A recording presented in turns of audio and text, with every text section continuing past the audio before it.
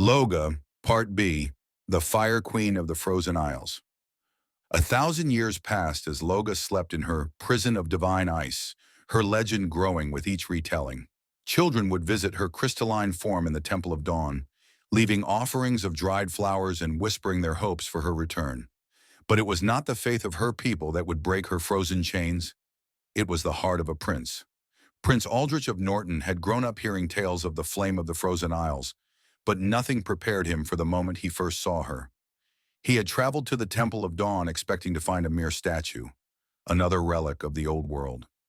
Instead, he found himself standing before a prison of perfect ice, within which slept the most beautiful warrior he had ever seen. Her face was serene in repose, yet her stance spoke of defiance, one hand still gripped around the hilt of her legendary blade, the Skyheart Sword. For days, Aldrich remained at the temple, studying the ancient texts and seeking a way to free her. His advisors warned him against interfering with divine punishment, but the prince was haunted by dreams of fire and ice, of a voice calling to him through the centuries.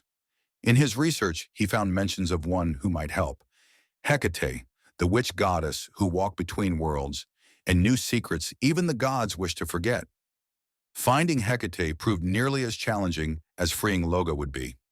Aldrich journeyed to the crossroads of twilight, where the boundaries between realms grew thin.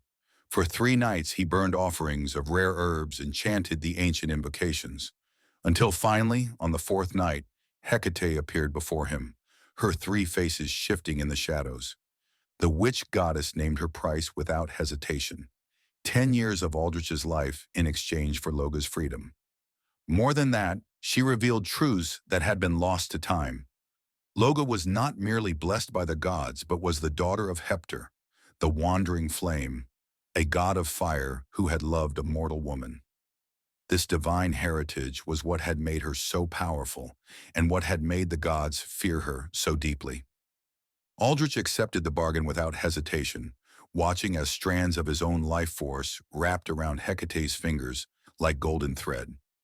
The witch goddess smiled with all 3 faces, and gave him a vial of liquid starlight, instructing him to pour it over Loga's frozen form at the exact moment of midwinter's midnight, when the barrier between divine and mortal realms was thinnest. On the longest night of winter, as aurora lights danced across the sky, Aldrich performed the ritual. As the last drop of starlight touched the ice, cracks appeared across its surface, spreading like lightning across the crystalline prison.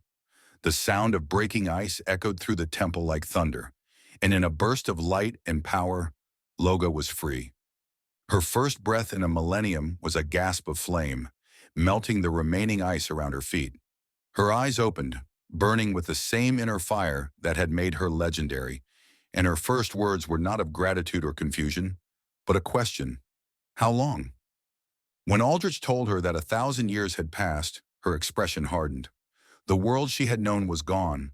Her mother, her people, even the village she had protected, all were dust in the winds of time. Only the gods who had imprisoned her remained, and with them, her questions about her true heritage. In the days that followed her awakening, Loga discovered that while her power had not diminished during her imprisonment, it had changed. The Skyheart Sword, which had once channeled her flames with ease, now lay dormant in her hands. She could feel the power within it, but it was as if the blade itself was still sleeping, needing to be reawakened just as she had been. Hecate appeared to her in dreams, speaking of 3 ancient forges hidden in the depths of the Frozen Isles, each guarded by spirits of the old world. If Loga could reach these forges and reignite them with her inner flame, she could restore and even enhance the sword's power. More importantly, each forge held a piece of the truth about her father, Hector, and why he had abandoned her mother before Loga's birth. The quest for the forges changed Loga. Each one she reignited added not just to her power, but to her understanding of who and what she was. The first forge, hidden beneath a volcano of ice, taught her to channel her flame through the earth itself. The second, suspended in the heart of a perpetual storm, showed her how to merge her fire with the very air. The third, submerged in the depths of the frozen sea, revealed how to turn water itself into an ally rather than an enemy. As her power grew, so did her following. Those who had kept her legend alive for 1,000 years flocked to her banner. They were joined by others, warriors drawn to her strength, scholars fascinated by her connection to the old world, and common folk who saw in her a chance for change. Even some of the ancient spirits of the Frozen Isles pledged themselves to her cause, recognizing in her a force that could restore balance to a world long dominated by the gods of cold and wind. Prince Aldrich remained by her side, though their relationship was complex. He had given years of his life to free her, but Loga's heart was focused on her quest for answers and justice. Still, she valued his counsel and his knowledge of the world she had awakened to find. With an army at her back and her powers restored, Loga marched on Icedom, the frozen city where the wind gods had ruled unchallenged for millennia. The gods sent storms to stop her advance, hurricanes of ice, blizzards that could freeze flesh in seconds, winds sharp enough to cut through steel. But with each assault, Loga grew stronger. Her fire fed on the air itself, turning the gods' own weapon against them. The siege of Icedom lasted a month, with Loga's forces slowly pushing back the divine defenders. The city's ice walls, said to be unbreakable, began to weep under the heat of her presence. Finally, Queen Chandra herself emerged to face the threat to her realm. The battle between Loga and Chandra was unlike anything seen since the age of myths. Fire met ice in the skies above Icedom, their clash creating storms of steam that rained back down as glowing snow. The Skyheart Sword, now fully awakened, left trails of flame that hung in the air like aurora lights. Chandra's ice magic, refined over thousands of years, met Loga's raw power and determination in a stalemate that threatened to tear the very realm apart. It was Hecate who appeared in the midst of their battle, her three faces showing amusement, concern, and wisdom. She revealed that this conflict had been foreseen, not as a battle for destruction, but as a forge for something new. The Frozen Isles needed both fire and ice, both change and preservation, both mortal determination and divine wisdom.